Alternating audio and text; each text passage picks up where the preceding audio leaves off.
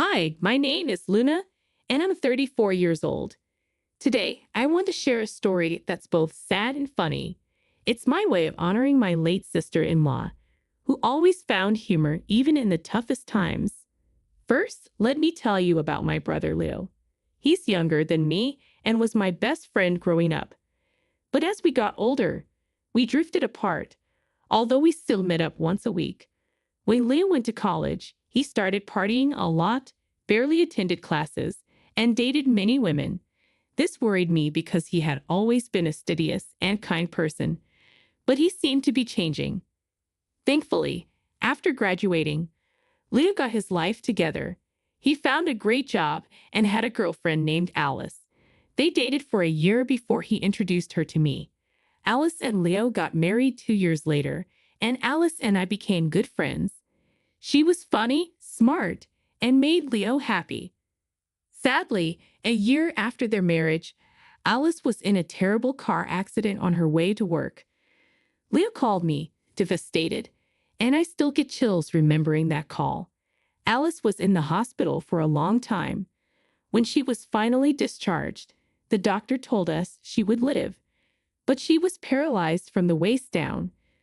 Leo cried a lot, and it was hard for all of us.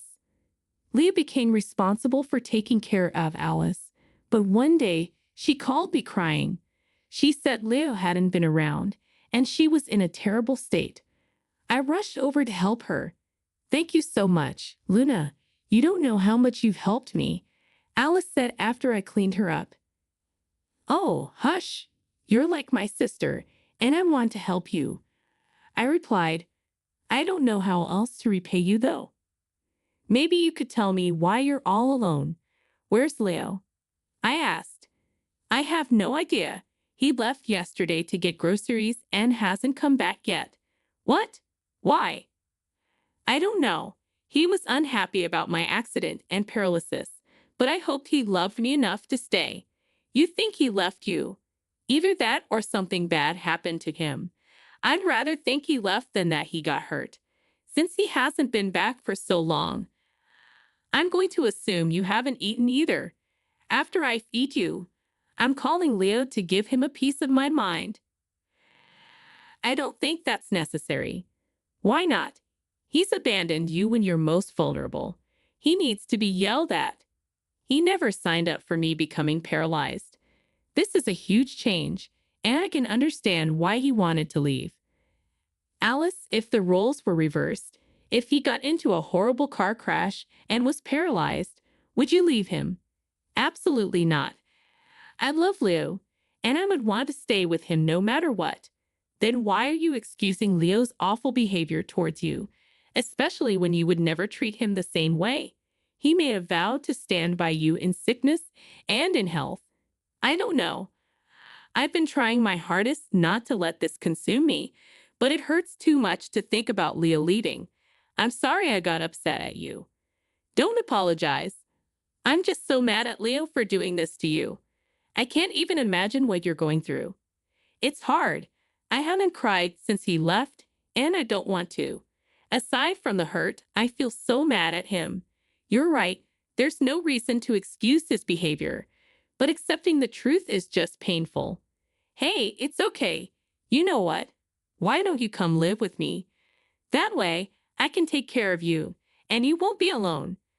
I don't want to be a burden on you." "You are never a burden, Alice. And that was a rhetorical question. You're coming to live with me." "Thank you so much. You really are an angel." Words cannot describe how upset I was with what Leo had done. But before confronting him, I needed to make sure Alice was okay. I fed her, gave her water, helped her get back to bed, and made her sleep for a while. Then I packed some of her things. I couldn't let her stay alone in a house filled with memories of Leo. After Alice woke up, I helped her into my car, and we drove to my place. Over the next 2 weeks, Alice was a mess. She went from being full of life to a shell of her former self. She cried constantly, and my heart hurt for her. I tried to help by taking her out for coffee whenever I could after work. I also kept trying to contact Leo, but he never responded to my texts or calls. One day, Leo finally picked up the phone, and I struggled to keep my cool. Hello, Leo. Wow, you finally picked up your phone. I'm doing good. What about you? Quit the sarcasm, Leo. Where in the world are you? I'm at home. Oh, yeah. Then explain why you weren't there when I went over. Why was Alice all alone? Oh, wow, you found out fast. Are you going to explain yourself? I don't see why I have to. Leo, you left your paralyzed wife home alone, covered in her own excrement. Don't you think that deserves some explanation? Look, I just don't want to take care of her anymore. Oh, weight on your shoulders. You promised to be by her side forever, no matter what. Those were just words. This is not what I signed up for. In my defense, I tried to be there for her, but she's just not the same anymore. You have no defense. If you had really tried, the least you could have done was talk to Alice about how you felt and then left her in the care of someone better. Running away is something only cowards do. Spare me the nonsense. I had to get away and did whatever I could to do it. If you're so big on taking care of Alice, maybe you should do it. Because, unlike you, I have sympathy and empathy. I care for Alice and want to make sure she's well taken care of. Well, I wish you nothing but luck. You can talk all high and mighty now, but give it a few months, and you'll see exactly why I left. Alice could never stop whining and crying. It was torture. What do you expect from someone who has just been through something so horrific? She needs space to heal, and you should have given her that. You've done nothing but add to her trauma. Whatever. I don't care about her now. I'm moving on to bigger and better things. Goodbye. I couldn't believe my brother could be so insensitive and inhuman. I was in shock and shaking with rage. When Alice asked later if I got through to Leo, I knew I couldn't lie to her. I told her the truth, and it seemed to wake her up. She went from being sad and heartbroken to hating Leo. She made hilarious digs at him and never cried over him again. Gradually, she returned to her old self, full of life and laughter. Alice tried to get a divorce from Leo, but he never responded to the papers. Pursuing the divorce would have taken a lot of money, which she didn't have due to her medical bills. So she just let it be. Time went on, and Alice and I became the best of friends. It felt nice to come home to a not empty house. The first year and a half of living together was great, but then things started to go downhill. It began with Alice getting a cut on her leg, which she didn't feel because of her paralysis. I didn't notice it since her legs were always covered, and she usually didn't need my help getting dressed or taking a shower. Alice must have seen it but didn't think it was a big deal. Unfortunately, the cut went unnoticed for 2 weeks and got infected. I'll spare you the gory details, but Alice's body was too weak to fight the infection, and she was quickly hospitalized. The infection had spread too far, and the doctor said she had only a few weeks to live. I was devastated, and so was Alice, but she put on a brave face for everyone who visited her.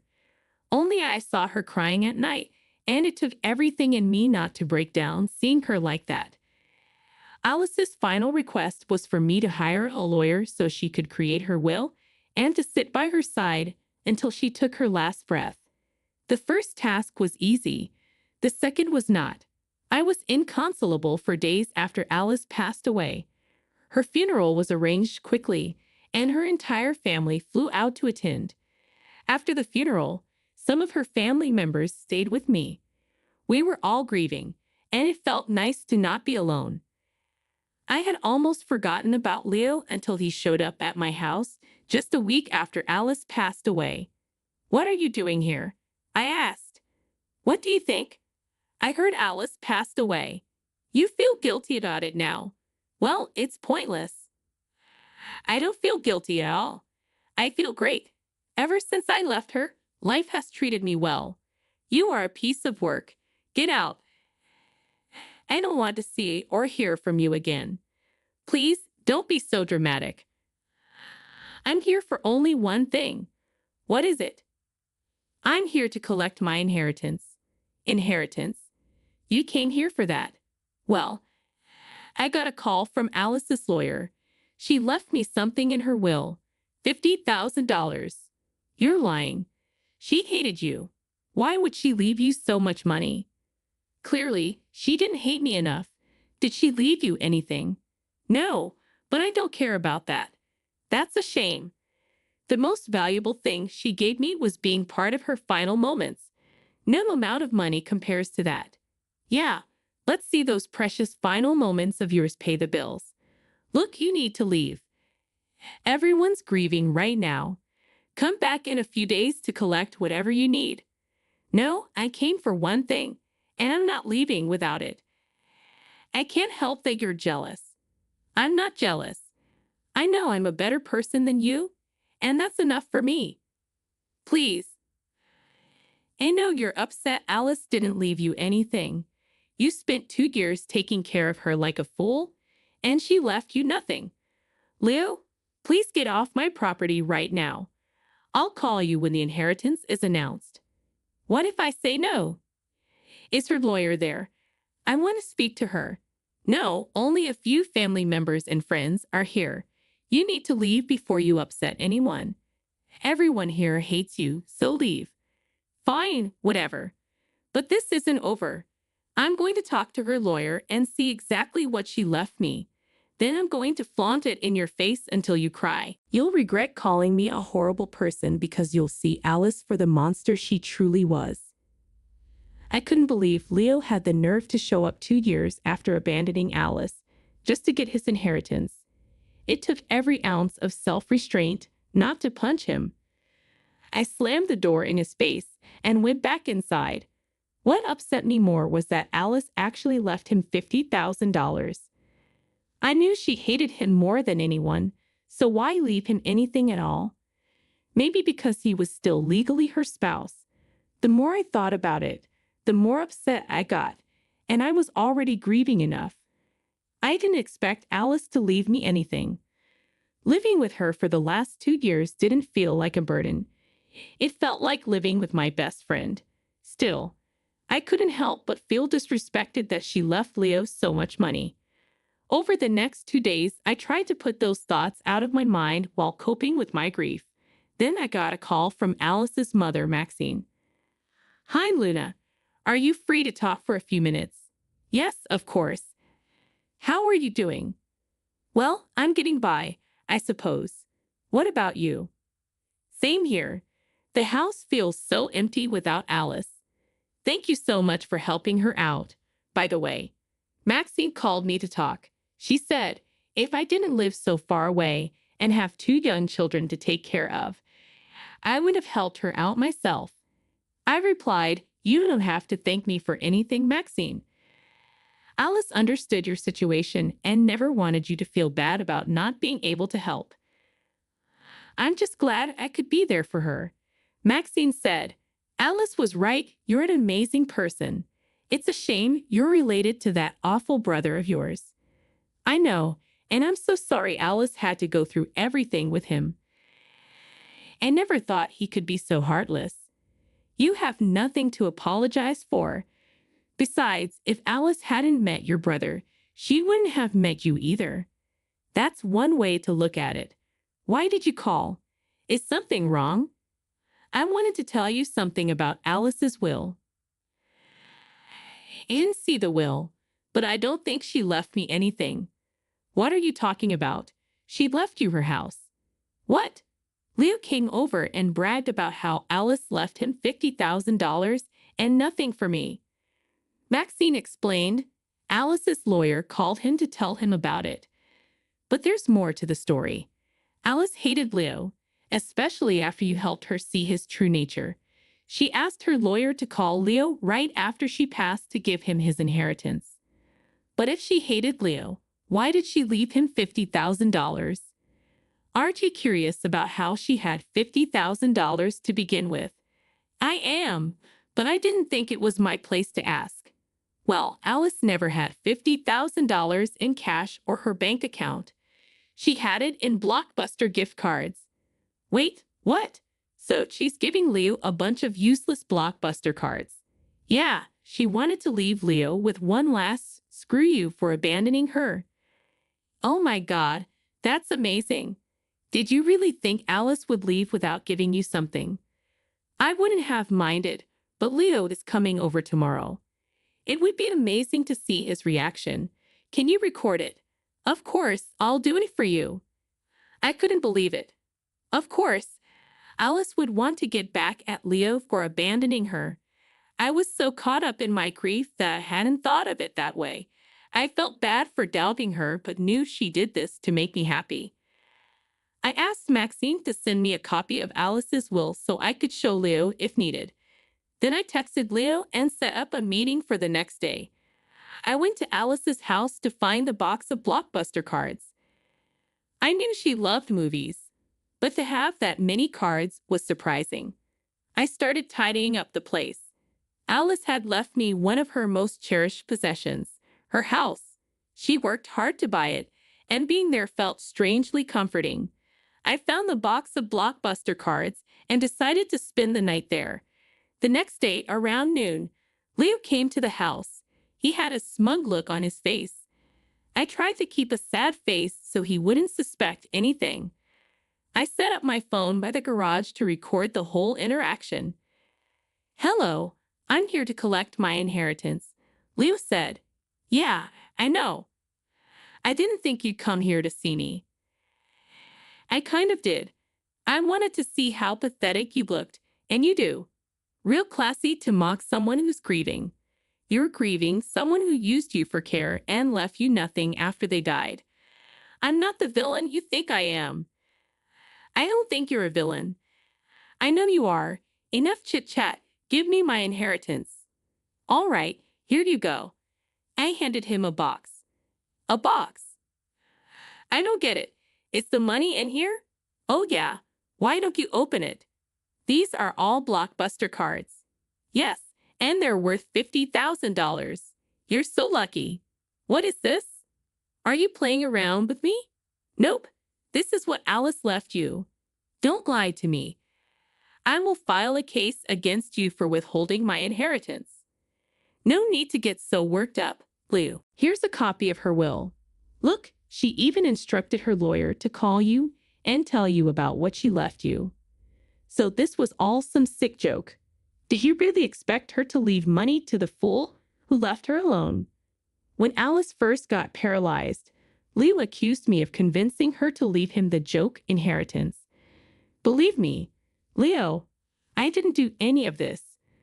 Besides, I could never come up with something this funny. Why did she leave you her house? Maybe because I took care of her until she passed. I'm going to take you to court. You're going to regret messing with me. Alice loved me. She did everything I asked her to. There's no way she would have done this to me. Oh, so you admit you only stayed with her to use her. That's lovely to hear. Shut up. The next time you hear from me, it will be through my lawyer. You better be prepared. Do your worst. I doubt you can do anything worse than what you did to Alice." Leo angrily walked away, looking like a child throwing a tantrum. As soon as I closed the door, I burst out laughing. It was the first time I had properly laughed since Alice passed away. It felt like Alice knew this would cheer me up, and it really did. I don't know why Leo thought Alice would actually leave him all that money. Leo stuck to his word and tried to take me to court for influencing Alice to change her will. So I hired a lawyer too. Before we could file an official complaint, our lawyers thought it would be best to try to settle our issues without involving the court by holding a meeting. At this meeting, I showed Leo's lawyer all the proof I had against him. Showed proof of him abandoning Alice just 2 months after she got paralyzed. I showed proof of how Leo never helped Alice financially even after he left. Most importantly, I showed the lawyer the video of Leo coming over to collect his inheritance. Needless to say, his lawyer did not want to take up his case after that. If anything, if Leo did take the case to court, he'd be held in contempt for abandoning his spouse and not helping her out financially. Leo tried to hire a few more lawyers after that, but he could never manage to officially take the complaint to court. He eventually gave up on trying to get back at me that way. Instead, he took to social media to slander me. He made a lot of posts on Facebook, ranting about how I was the worst sister and how I manipulated his late wife into leaving him nothing. When I initially recorded our interaction on the day Leo came to pick up his inheritance, I had only shared it with Alice's mother, Maxine. We both had a hearty laugh over it. The only other people who saw the video were my lawyer and the few lawyers Leo involved when he tried to file a case against me. I never showed anybody else that video because I didn't think it was right to humiliate Leo anymore. But since he took to social media and tried to make me seem like the bad guy, causing me to receive a lot of messages from family and friends telling me that what I did wasn't right, I decided it wouldn't be right to stay silent. So I posted the video on my account and then swiftly blocked Leo. Everyone who once criticized me quickly took my side and apologized for assuming things without asking me for my side of the story. Leo's in hot water with everyone, and many of our family members have cut ties with him. It turns out he had lied to them about how he'd been taking care of Alice. He told them he had to move to another state for work and left her in my care. Everyone had been praising him, but none of them knew the truth. I don't know what happened to Leo after that, but it's nice knowing he finally faced the consequences of his actions. As for me, I'm doing a little better. I'm still grappling with Alice's passing, but I've decided to live in her house so I can feel like she's still there with me. Thank you so much for listening to my story, and I hope you enjoyed it.